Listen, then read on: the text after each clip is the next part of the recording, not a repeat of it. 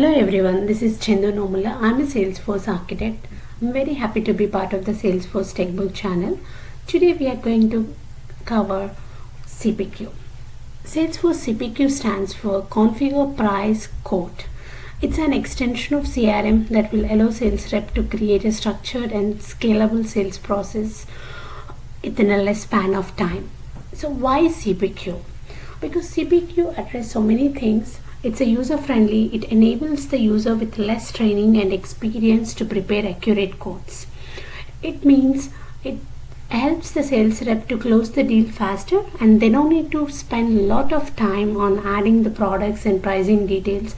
It will give you better product combinations so that it improves the efficiency of the overall sales process. And it gives a clear instructions through a consistent process of selecting the best products and their combinations to the customer. Also, at the same time, it enforces the technical as well as business rules to ensure and complete the valid quote combinations with the latest product combinations as well as the pricing data.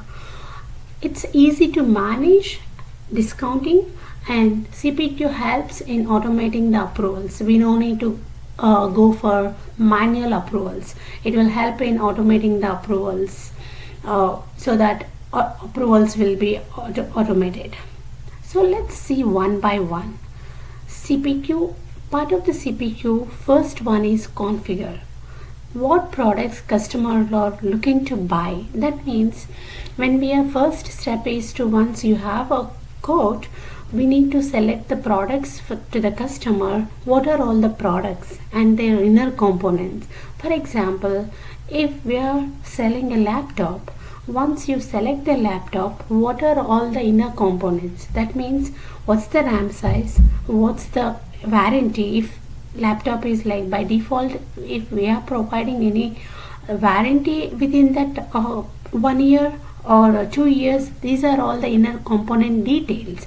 That means once you select the product, which is a laptop, all the combinations, any default components are selected, or all the inner components are again additionally charged.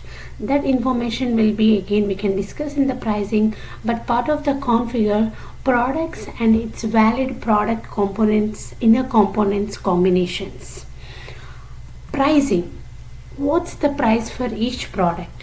Because each product and product combination, products can be charged at the parent level, and some of the products can be charged additionally on their inner components level as well.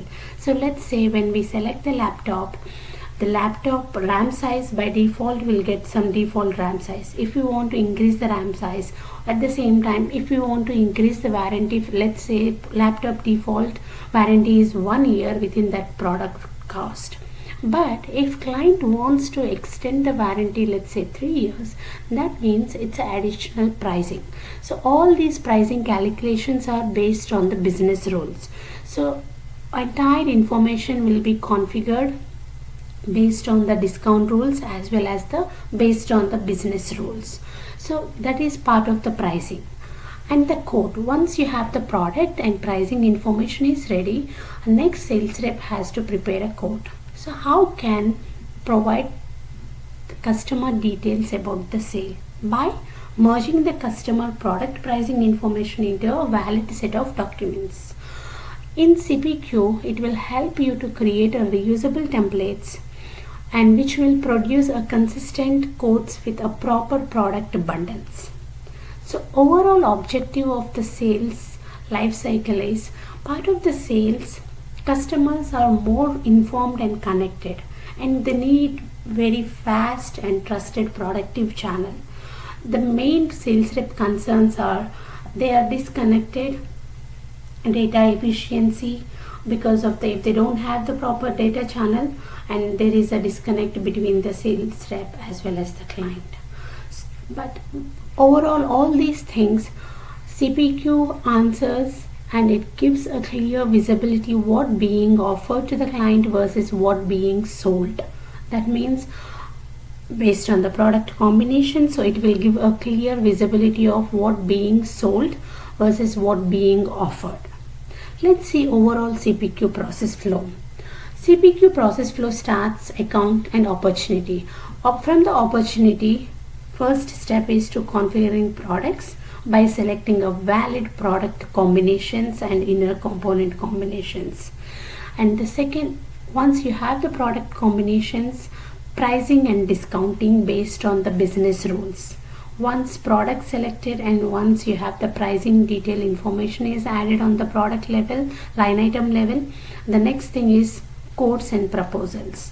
Once you have the quote prepared with all the valid product combinations with the valid pricing information as well as the discounting for the same product, then this is now sales rep are ready with their quote to send to the client for the signature. Once you have the client signature, that means you have a signed contract for that product from the customer.